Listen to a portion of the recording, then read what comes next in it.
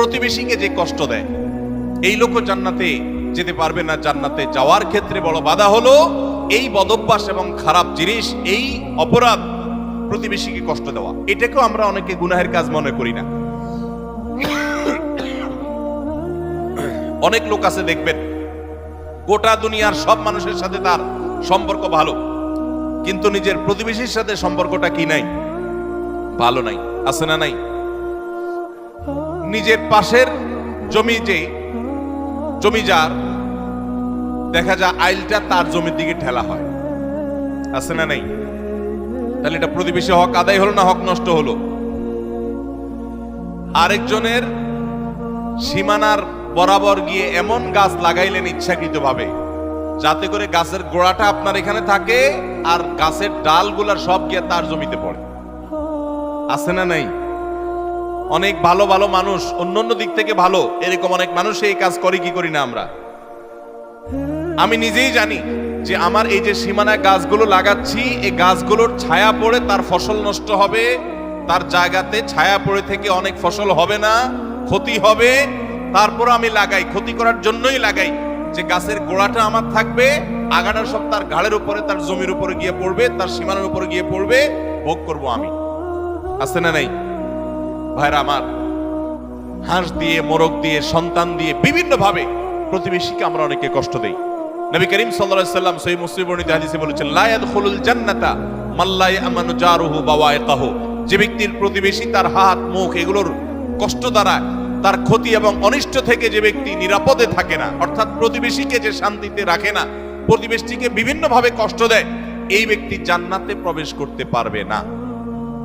আপনারা অনেকে একটা হাদিস শুনেছেন, বিখ্যাত প্রসিদ্ধ একটা হাদিস। নবী করিম সাল্লাল্লাহু আলাইহি ওয়াসাল্লামের কাছে বলা হলো, হে আল্লাহর রাসূল, অমুক ব্যক্তি খুব নফল নামাজ রোজা করত, খুব দান সাদাকা করত এবং সব ভালো আমলগুলো করত, ফরজ তো করত, নফলও করত। ফরজ 5 ওয়াক্ত তো পড়তো, আবার নফল নামাজও পড়তো, ধরেন তাহাজ্জুদের শাক সব পড়তো, যাকাত তো দিত, আবার এমনিও দান করত। তার আমলের কোনো কমতি ছিল না।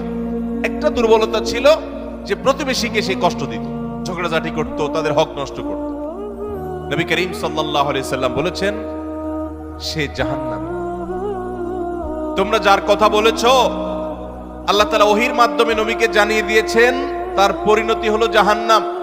তার কোনো নামাজ, তার কোনো রোজা, তার কোনো ইবাদত, তার কোনো দান সাদাকা এগুলো তাকে রক্ষা করতে পারে না, সে জাহান্নামে যাবে, কারণ তার প্রতিবেশীকে সে কষ্ট দিয়েছে। এর বিপরীতে নবীজি সাল্লাল্লাহু আলাইহি সাল্লামকে বলা হলো যে আরেকজনের কথা আমরা জানি, শুধু ফরজ নামাজগুলো পড়তো, নফল নামাজ পড়ার সময় পাইতো না, শুধু ফরজ কাজগুলো করতো, অতিরিক্ত দান সাদাকার সুযোগও পেত না, কিন্তু তার একটা ভালো গুণ ছিল, সে প্রতিবেশীদের সাথে সুসম্পর্ক বজায় রাখতো। তারা যদিও খুব বেশি ভালো ছিল না, কিন্তু সে ভালো থাকার চেষ্টা করত, নিজে থেকে তাদের যেন কষ্ট না হয় এটা খেয়াল রাখতো। নবী সাল্লাল্লাহু আলাইহি সাল্লাম বলেছেন, এই লোকটা জান্নাতি। ভাইরা আমার, প্রতিবেশী যে কত বড় একটা ব্যাপার, এটা আমরা বেশিরভাগ মানুষ বুঝি না। গ্রাম বলেন, শহর বলেন, বেশিরভাগ জায়গায় আমরা প্রতিবেশীর হক নষ্ট করি। প্রতিবেশীকে জানেন?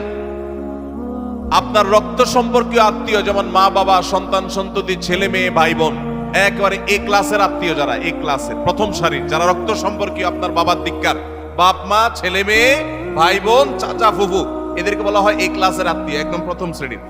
এই আত্মীয়দের পরে সবচেয়ে যার হক আপনার কাছে সবচেয়ে বেশি, তারা হলো আপনার প্রতিবেশী। বেশিরভাগ ক্ষেত্রে দেখবেন প্রতিবেশীর সাথে সম্পর্ক ভালো নেই, আইল ঠেলা ঠেলি, গন্ডগোল, ফাসাদ, ঝগড়াঝাটি, মারামারি, গ্রামে এক ধরনের, শহরে আরেক ধরনের। শহরে ধরেন ধুমধাড়াক্কা গানের ভলিউম দিয়ে আশপাশের প্রতিবেশীকে কষ্ট দিচ্ছেন, ময়লাটা বের করে আপনি আপনার দরজার সামনে রাখছেন, প্রতিবেশী বের হয়ে নাকে হাত দিতে হয়েছে, আপনার জুতাগুলো তার ফ্ল্যাটের সামনে চলে গেছে, তাকে আপনি কষ্ট দিচ্ছেন। আপনার বিল্ডিং এর পাশের জায়গাটা খালি আছে, ময়লাটা সেখানে ফেলতেছেন, আপনার বাচ্চাদেরকে দিয়ে তারে কষ্ট দিচ্ছেন। গ্রামে দেখা যায় হাঁস মুরগি দিয়ে প্রতিবেশীকে কষ্ট দিচ্ছেন, আপনার ছাগল গিয়ে তার জিনিসপত্র খেয়ে ফেলছে, আপনার বাচ্চারা গিয়ে তাকে ডিস্টার্ব করছে, আপনার গাছগুলো গিয়ে ছায়া হয়ে তার জায়গাতে ক্ষতি করছে, তার জায়গা বরাবর আপনি পুকুর কাটতেছেন যাতে করে ভেঙে আপনার এখানে পড়ে। এক কথায় নানাভাবে আমরা প্রতিবেশীকে ক্ষতিগ্রস্ত করছি। এমনকি অনেক মানুষ অন্য অনেক ক্ষেত্রে প্র্যাকটিসিং মুসলমান হওয়ার সত্ত্বেও এই কাজটা করছে। নবী সাল্লাল্লাহু আলাইহি ওয়াসাল্লাম বলেছেন, খবরদার যে ব্যক্তি প্রতিবেশীকে কষ্ট দেয়, প্রতিবেশী তার হাত মুখ দ্বারা কষ্ট পায়, এই লোক জান্নাতে যেতে পারবে না। তাহলে 4 নম্বর আমরা পেলাম, জান্নাতে যাওয়ার ক্ষেত্রে বাধা হলো প্রতিবেশীকে কষ্ট দেওয়া। আল্লাহ তাআলা এই বদঅভ্যাস এবং এই গুনাহ থেকে, অপরাধ থেকে আমাদেরকে বেরিয়ে আসার তৌফিক দান করুন।